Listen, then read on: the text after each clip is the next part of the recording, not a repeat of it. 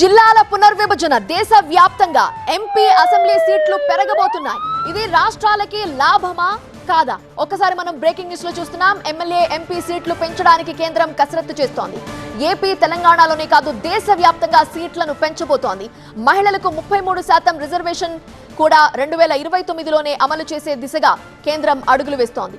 దీనిపై అన్ని పార్టీలతో కేంద్రం చర్చలు జరుపుతోంది. ఈ పార్లమెంట్ సమావేశాల్లోనే బిల్లు ప్రవేశపెట్టడానికి కసరత్తు చేస్తోంది.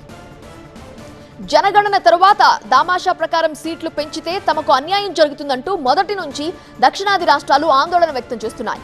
ఈ క్రమంలో వివాదాలకు తావు లేకుండా జనాభా ప్రాతిపదికన కాకుండా ప్రతి రాష్ట్రంలో 50% సీట్లు పెంచి ఆలోచన చేస్తోంది కేంద్రం.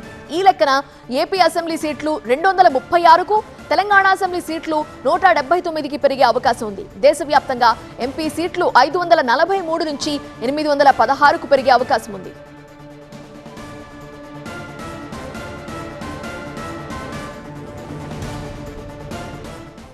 మరిన్ని అప్డేట్స్ అందించడానికి మా అసోసియేట్ ఎడిటర్ ఈశ్వర్ సిద్ధంగా ఉన్నారు.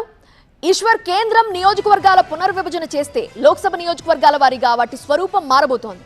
సో ఆయా సెగ్మెంట్ల వారికి ప్రక్రియ ఎలా ఉండే అవకాశం ఉంది? వచ్చే ఎన్నికలకి ఎన్నాళ్ల ముందు ప్రక్రియ మొదలు కావచ్చు?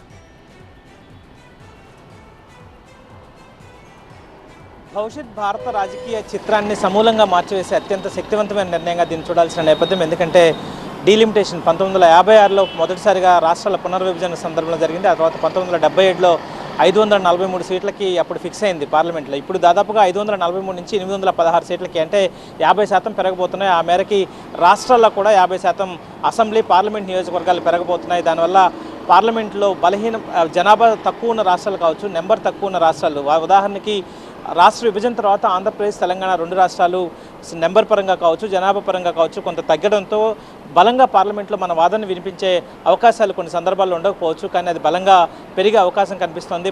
ప్రత్యేకించి ఆంధ్రప్రదేశ్లో ప్రస్తుతం ఉన్న 175 అసెంబ్లీ నియోజకవర్గాల స్థానాల్లో 50% పెరగడం ద్వారా 263 సీట్లు రాబోతున్నాయి. అలాగే పార్లమెంటుకు కూడా 25 పార్లమెంటు స్థానాల్లో దాదాపుగా 36 పైగా 37 దాకా ఈ స్థానాలు రాబోతున్నాయి. అందులో ప్రధానంగా చూస్తే ఇటీవల కాలంలో ఒక ఆందోళన అయితే దక్షిణాది రాష్ట్రాలు నెలకొంది. గతంలో దక్షిణాది రాష్ట్రాలు జనాభా నియంత్రణ గట్టిగా పాటించిన రాష్ట్రాలు ఆంధ్రప్రదేశ్, కర్ణాటక, కేరళ, తమిళనాడు లాంటి రాష్ట్రాలు.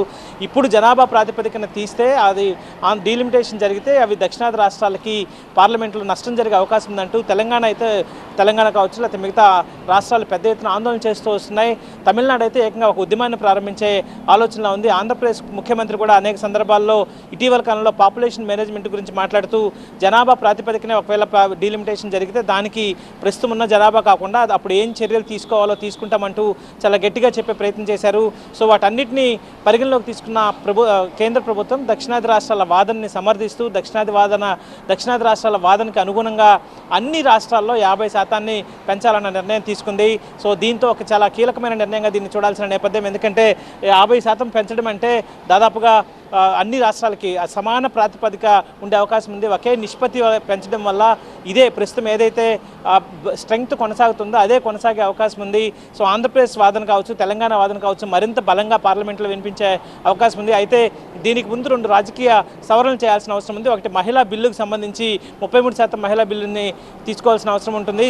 దాని సవరణ బిల్లు చేయాల్సిన అవసరం ఉంటుంది. అదే సమయంలో మరొక కీలకమైన బిల్లు ప్రస్తుతం ఉన్న డీలిమిటేషన్కి సంబంధించి 2011 జనాభా ప్రాతిపదికన దీన్ని చేయాల్సిన అవసరాన్ని గుర్తించింది. కాబట్టి దానికి సంబంధించి ఒక సవరణ చేయాల్సిన అవసరం ఉంది. ఈ 2 సవరణల తర్వాత దీన్ని అమల్లోకి తీసుకొచ్చే అవకాశం ఉంది. 2029 నుంచే దీన్ని ఇంప్లిమెంట్ చేసే అవకాశం ఉంది. కాబట్టి పెద్ద ఎత్తున రాజకీయ వర్గాల్లో కావచ్చు ఒక ఆసక్తికరమైన చర్చ అయితే కొనసాగుతున్న నేపథ్యం కనిపిస్తుంది.